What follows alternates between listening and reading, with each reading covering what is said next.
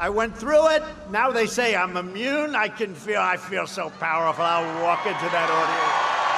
I'll walk in there. I'll kiss everyone in that audience. When you're a star, they let you do that. Yet another completely reckless big public event by the president yesterday in Sanford, Florida. Outdoors for what it's worth, but packed and with most people not wearing masks, doing another one tonight. He did this one in Florida, a state that's still reporting an average of more than 2,000 cases a day. The White House has turned some kind of weird corner after the president's diagnosis. I don't know if you've noticed this. They've gone from pretending the virus doesn't exist to flirting with it being affirmatively good to get COVID and spread COVID. And these events are spreading it. New York Times, for example, reporting that Minnesota has connected 24 coronavirus cases with campaign events, most of them Trump visits. Remember, he was in Duluth right before he got diagnosed. And it is not just Trump events. This has now become part of the Republican circuit.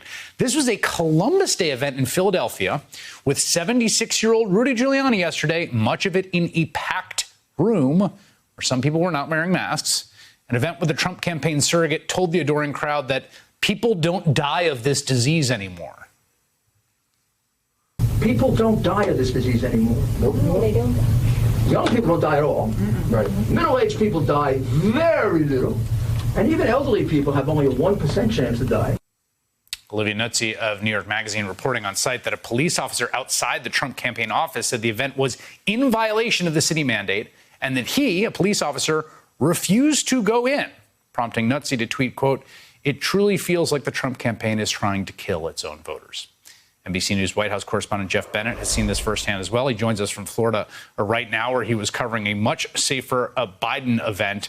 And Jeff, I thought maybe we could just start on the sort of granular logistics of these two campaigns and their approach to these issues, just around the safety of staff, personnel, press, guests, and Secret Service. What have you observed?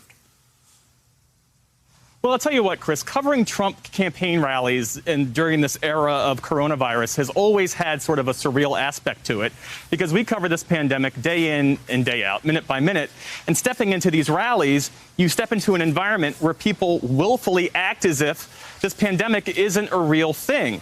And so yesterday in Sanford, Florida, the Trump campaign checked all the boxes. They were taking people's temperatures. They were offering masks. They were offering hand sanitizer, but they weren't enforcing it. And so Trump supporters who have bought into the cult of personality that is Donald Trump, none of them, most of them, were not wearing masks. And there was certainly no social distancing.